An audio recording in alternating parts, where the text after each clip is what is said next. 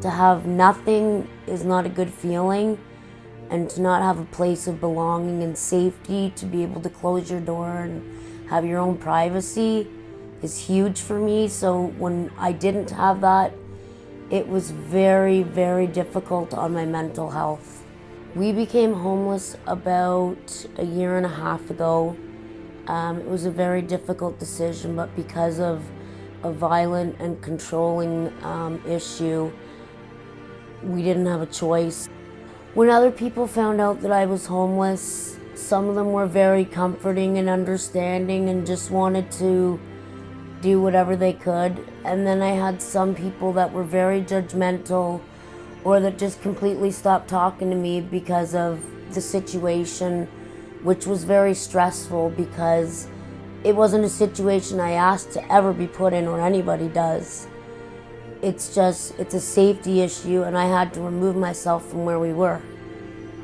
Being homeless in a small town, it's hard to talk about because I feel that I will be judged and looked at differently, and my kids as well. And it means going without a lot of stuff that a lot of people are able to do easily. I find it very stressful. I wish sometimes that it wasn't like that, but I make do with what I have.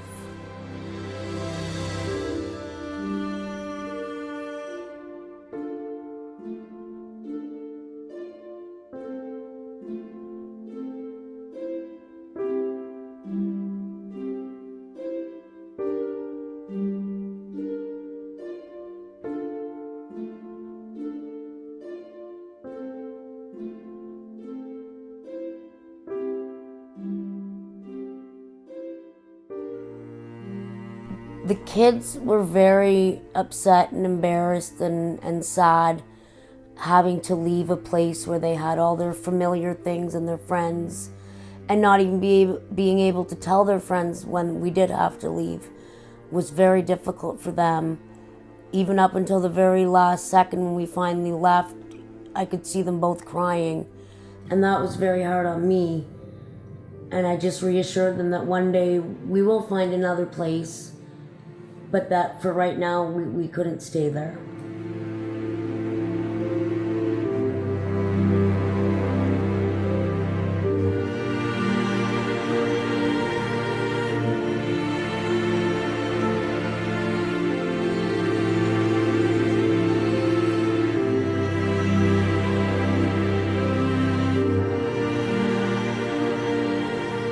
If I met someone that was homeless right now, I would tell them first that there is help out there.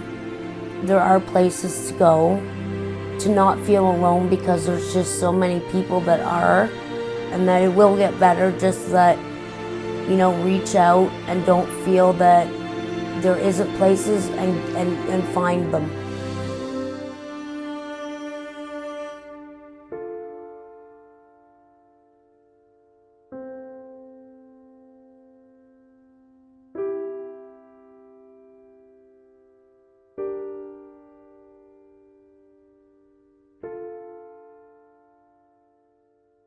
When I dance, I'd think about everything going on, and it'd sort of get my emotion out in my dance, so then I'd express myself more.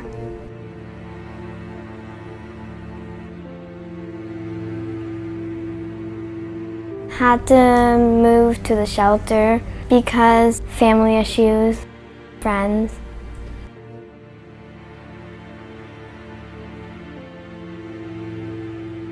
I had to move schools, and that was rough because I didn't know anybody, so I didn't know if I'd make any friends or not, and I'm not good in those situations, making new friends, so. It's hard because you're just like put in a new place and you don't really know what to do and you're sort of lost, but then you sort of figure it out as you go.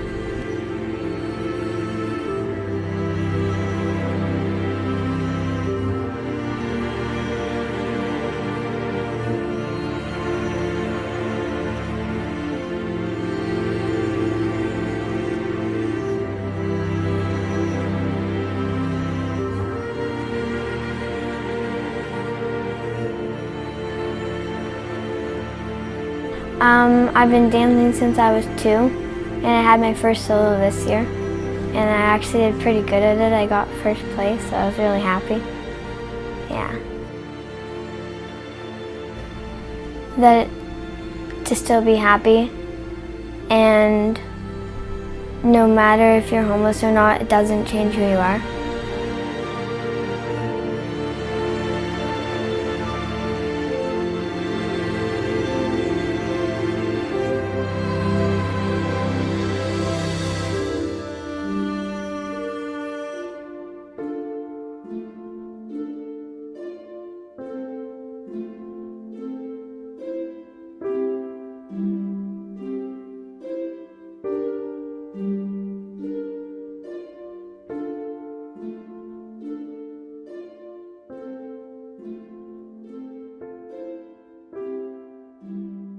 I first became homeless when I was 16, and then once again when I was 19 and 21.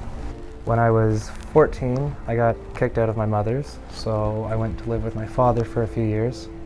And then from there, things weren't working out, so I moved out. And when I moved out, I moved in with a friend, and that didn't really work out. And then after that, I had nowhere else to go. So I just kind of wandered around, floating from couch to couch, if I could.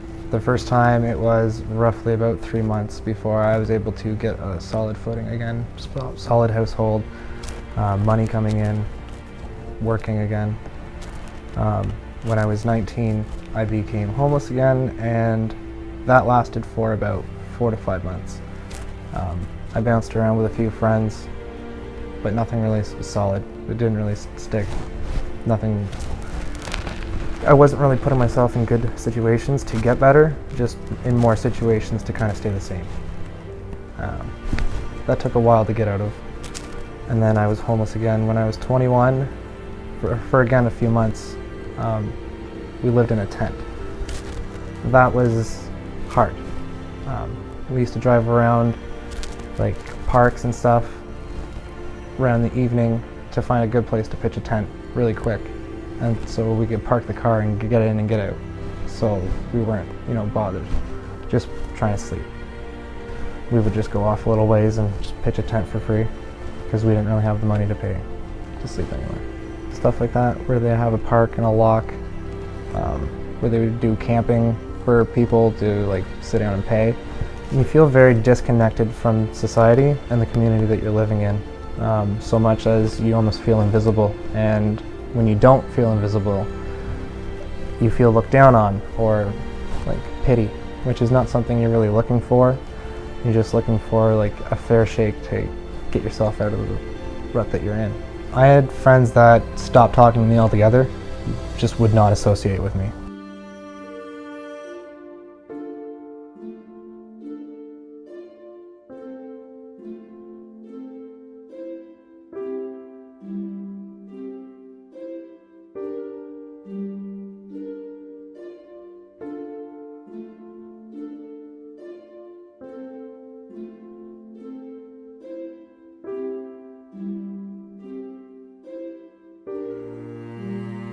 On the other half of it though, I had people who I never would have thought take me in and treat me like family. It really surprised me. It shocked me actually. I was very touched by it. Kind of really helped me think more positive about society and the community that I lived in, knowing that there were those kinds of people still out there. Definitely strengthened my resolve to do better in the future, to strive for a lot better in life. Knowing that you hit rock bottom, you can only really think at that point the only place for you to go is up. The alternative is just not really an option. Anybody could be homeless at anywhere, anytime, just through what life hands us. Everybody gets dealt a different hand of cards. Homeless people are still human. They're still no less undeserving of caring and love and respect. I would definitely tell them to dig deep, keep their head up, and work hard at it, because it's definitely worth it.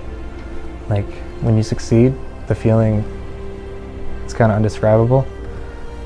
When I was homeless, I could not see myself where I am now, with a job, a place, fiance.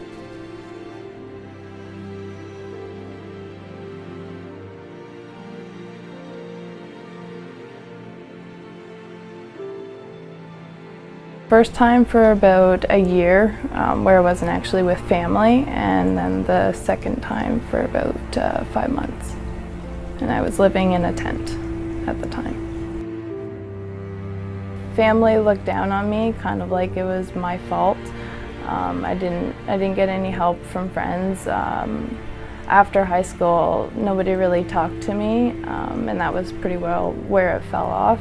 I don't know if it was because I became homeless or not, but there wasn't really anybody there for me. So I was really alone at the time. There's not a lot of programs or organizations that I knew about at the time to really help, because the only thing I did at the time was go on welfare. That was about the only thing I knew, and it took a while being on welfare to actually have enough to get a place. Whenever I did get a little bit of money from welfare, it was hard because I didn't know what to organize the money on, getting food, trying to save it and not eat, because I didn't have an appetite at the time. So try to save it to have more money to get a place.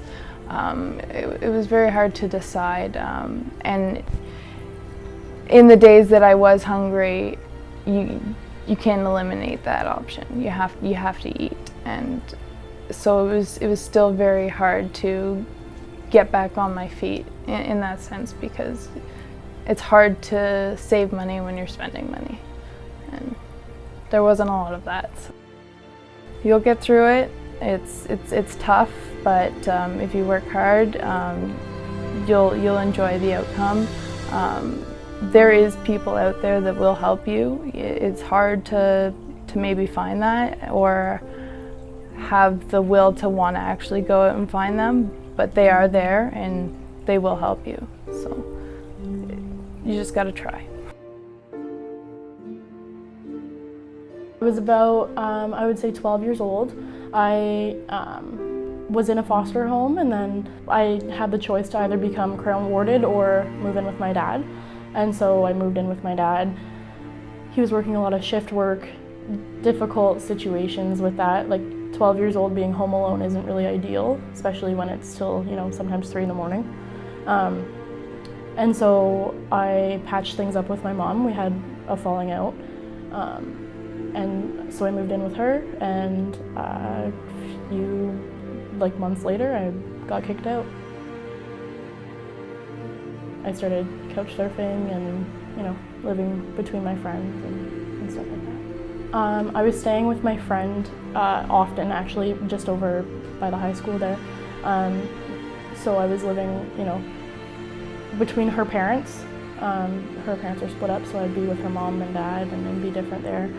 Sometimes I'd be with my grandma, but she couldn't have me full time because with the living situation she was in, it was more, I could be there for a day or two at a time. So it would be between, friends and my grandma.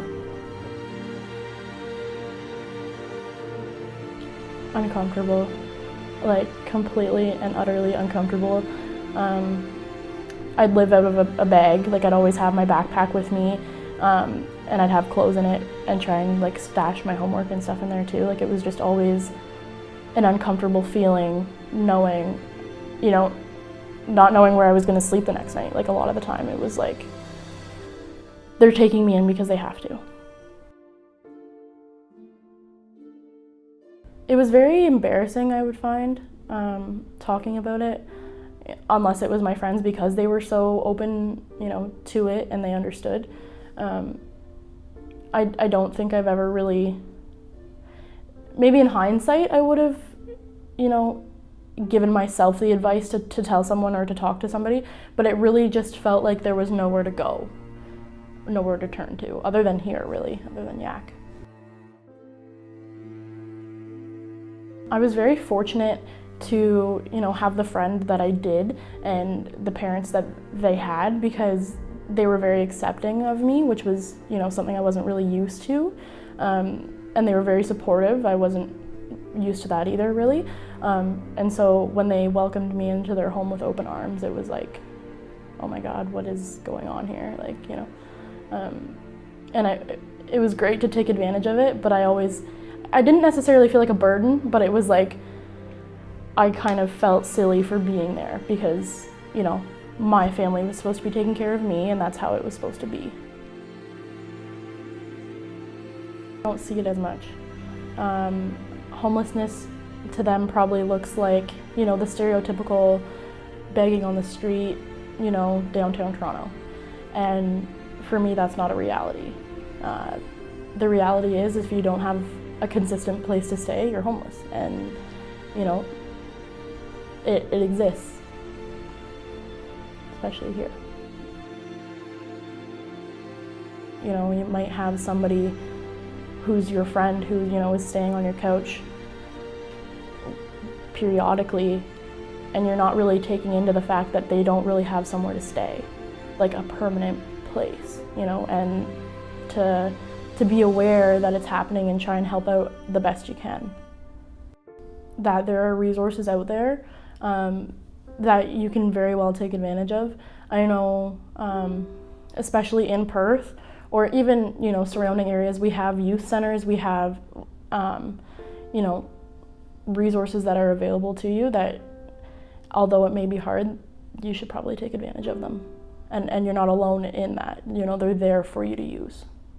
A positive spin on it is that I am who I am today because I, you know, went through that stuff at such a young age. I'm able to grow and learn from it and sort of try and help people that are going through the same thing, which is why I'm in the field that I'm in.